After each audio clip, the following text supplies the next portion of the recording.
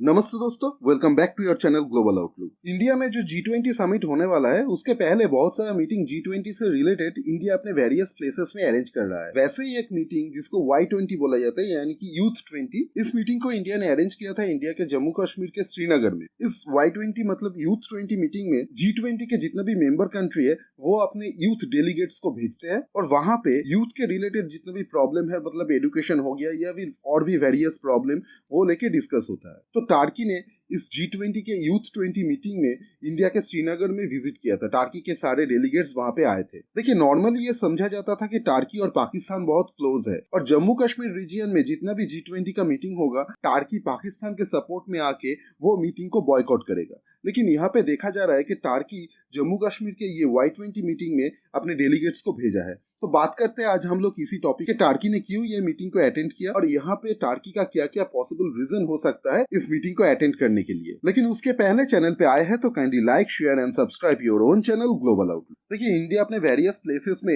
G20 के बहुत सारे छोटे छोटे मीटिंग को अरेंज किया था, जिसमें से एक मीटिंग है Y20 बोल के, जो कि हाल ही में अरेंज हुआ था जम्मू कश्मीर के श्रीनगर में। आप लोगों को शायद पता ही होगा कि रिसेंटली जो ACO का समिट हुआ था वहां पे Pakistani foreign minister mister Bilawal Bhutto ने आके एक तरह से इंडिया को थ्रेट ही किया था, अगर G20 के किसी भी समिट को जम्मू कश्मीर में अरेंज किया जाएगा तो उसका एक प्रॉपर रिप्लाई पाकिस्तान की तरफ से दिया जाएगा, जो कि इंडिया हमेशा याद रखेगा। मई 2023 के एंड में G20 के जो टूरिज्म समिट होता है वो अरेंज होगा इंडिया के जम्मू कश्मीर के श्रीनगर में। लेकिन उसके पहले ये Y20 कंसल्टेशन इवेंट जो होता है वो अरेंज किया गया था श्रीनगर में, जो कि नॉर्मली डिस्कशन होता है कि एजुकेशन के ऊपर। और इस Y20 मीटिंग में G20 के जो मेंबर कंट्री है उसमें से 17 मेंबर इसको अटेंड किया था। अभी आप लोग सोच सकते हो कि 17 मेंबर क्यों, क्योंकि G20 में तो 20 मेंबर है। तो देखिए, चाइना इस मीटिंग को स्किप किया था। चाइना ने इस मीटिंग को क्यों स्किप किया है इसको लेके हम लोग थोड़ा बाद में डिस्कस कर सकते हैं, लेकिन उसके पहले हम लोग थोड़ा जान लेते हैं कौन कौन से मेंबर यहाँ पे पार्टिसिपेट किए थे। देखिए, क्लियरली जो 20 कंट्री है G20 में उसमें से इंडिया तो हो गया होस्ट कंट्री, तो होस्ट कंट्री को आप यहाँ पे कैलकुलेट नहीं कर सकते। तो इसका मतलब बाकी रहा 19 मेंबर, जिसमें से चाइना यहाँ पे पार्टिसिपेट नहीं किया था। तो अगर आप अभी देखेंगे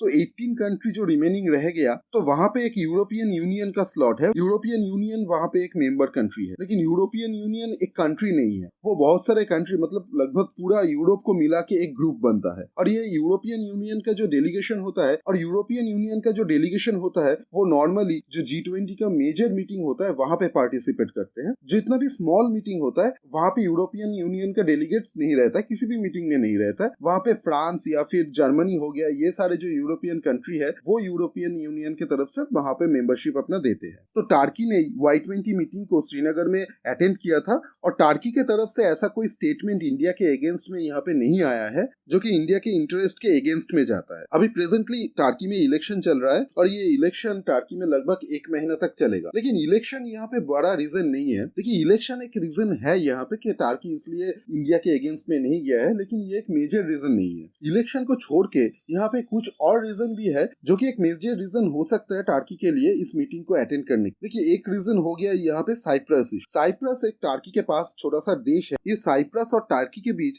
एक बहुत ही दुश्मनी का रिलेशन वहाँ पे है, जिसका एक बहुत पुराना हिस्ट्री है जो ऑटोमन एम्पायर से शुरू होता है। तो उसमें हम लोग आज नहीं घुसने वाले, लेकिन टार्की और साइप्रस के बीच जो इंडिया पाकिस्तान का रिलेशन है लगभग समझ लीजिए वैसा ही एक रिलेशन रहता है। और टार्की ये सोचता है जो ये साइप्रस का नॉर्दर्न पोर्शन है इसे तोड़ के एक कंट्री अलग से बनाया जाए, इसे नॉर्दर्न साइप्रस बोला जाएगा। बट इंडिया हमेशा से साइप्रस के सपोर्ट में आया है और इंडिया के साथ हाल ही में साइप्रस का एक डिफेंस कोऑपरेशन डील भी साइन हुआ है और ये एक बहुत ही इंटेलिजेंट जियोपॉलिटिकल मूव है इंडिया की तरफ से। और टार्की ये नहीं चाहता कि साइप्रस इशू में इंडिया और टार्की आमने सामने आ जाए। और हाल ही में पाकिस्तान में जो हो रहा है इमरान खान के अरेस्ट के बाद, उससे टार्की का जो कॉन्फिडेंस है पाकिस्तान के ऊपर वो धीरे धीरे कम होने लगा है। पाकिस्तानी आम आदमी डायरेक्टली पाकिस्तान के आर्मी के खिलाफ सड़क पे उतर गए और आर्मी वहां पे इस सिचुएशन को कंट्रोल करने के लिए नाकामयाब रहे और सिचुएशन इतना वर्स्ट हो गया था कि एक टाइम में लगा था कि पाकिस्तान में शायद सिविल वॉर छेड़ चुका है। तो ये सब देख के टार्की का जो कॉन्फिडेंस पाकिस्तान के ऊपर था वो थोड़ा सा कम होने लगा है। अभी देखिए, चाइना एक ऐसा कंट्री है जो कि पाकिस्तान में बहुत ज्यादा इन्वेस्ट कर चुका है। एक तरह से चाइना भी वहां पे ट्रैप हो चुका है। चाइना वहां से अपने इन्वेस्टमेंट को छोड़ के आ नहीं सकता है। और लेकिन चाइना का जो प्रॉब्लम वहां पे हो रहा है, देखिए जो ये पाकिस्तान में हो रहा है अभी, इससे चाइना का लॉस तो वहां पे हो रहा है, लेकिन उससे बढ़ के